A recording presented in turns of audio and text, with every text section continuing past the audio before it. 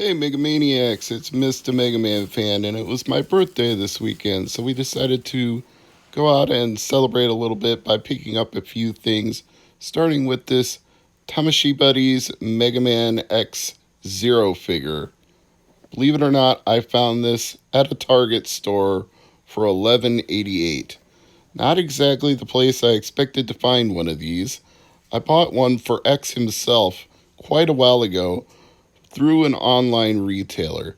I had never seen the Zero online or in stores. Not that I had looked especially hard, but now that I take this one out of the box, I kind of wish I had been looking sooner. Let me switch the light off because it was actually washing out some of his features. Now you can see his ponytail a little better, his eyes a little better, his shield plate a little better, the logo on his shoulder there. Everything is really nicely detailed for a modestly priced figure. Not super expensive, but very adorable. Almost borderline to being chibi, but still a nicely detailed Zero. Very happy to add that to the Mega Man fan collection. And it also comes with this standee and display artwork so you can pose it with a background from Mega Man X. Now, moving on to Spy Hunter, and this one's too dark, so let me turn the light back on. Race in the G6155 Interceptor. Well, I'll be happy to do that once I get it out of the box. This one came from Walmart, and it was marked down from the original retail price of $20 to 14 something, like $14.84.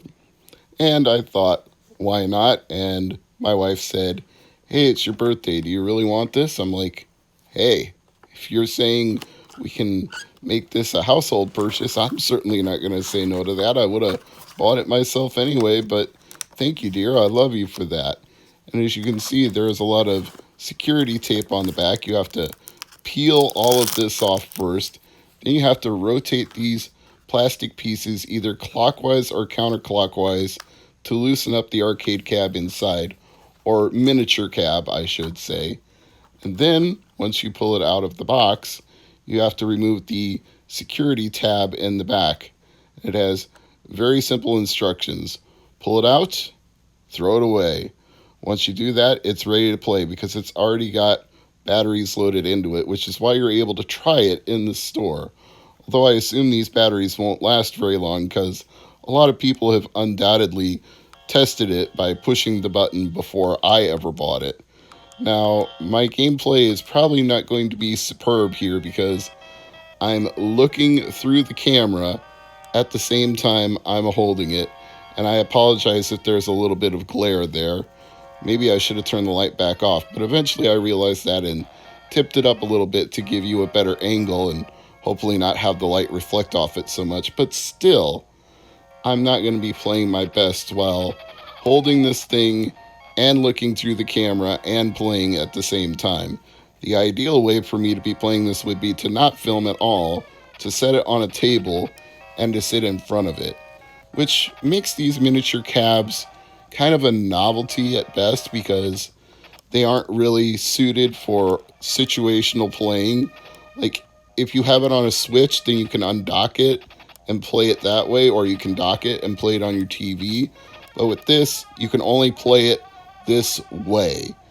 You don't have external video out, and on a cheap toy like this, there'd be no reason to anyway. Even though it probably wouldn't cost that much to add it, it's just not a feature that's available. But you know what?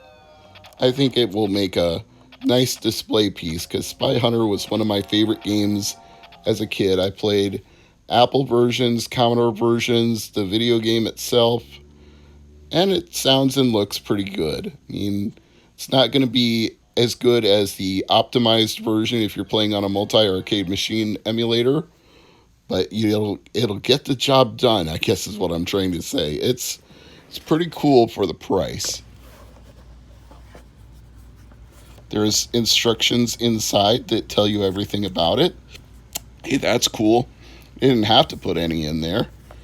I wouldn't have been mad if they hadn't, considering this is just a cheap novelty toy, but to me, that increases the value to actually have something that goes along with it and shows you all the features and the functionality. And I guess on that note, I wouldn't mind if I was using a D-pad controller or a joystick.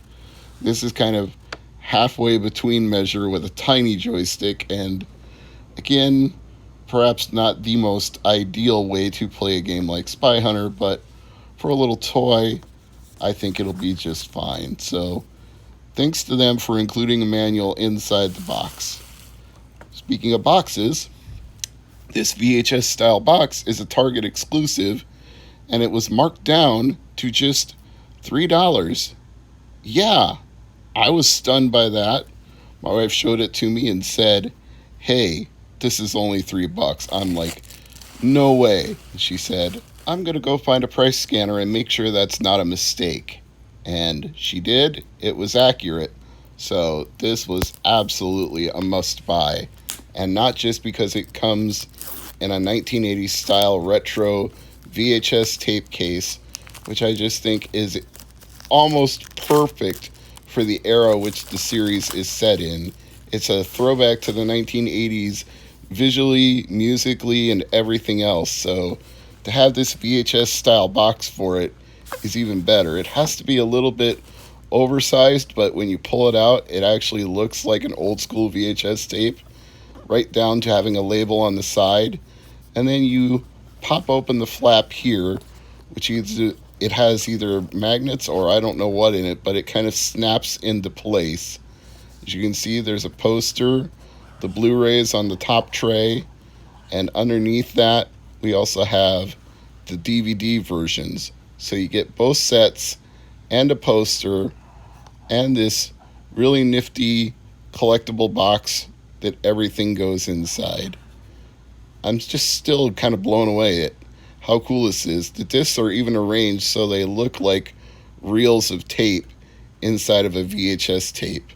They didn't have to do that, but it's that little extra attention to detail that really tickles my fancy. I'm stunned this got marked down to $3. Maybe it's because everybody has Netflix and nobody actually buys it, but I have Netflix and I still wanted to buy it, so there you go. And to conclude this birthday video, here's a little snippet of Animal Crossing New Horizons with KK Slider and all my townies wishing me happy birthday. This is Mistah MegaManFan signing off saying, thanks for watching. I'll see you next time.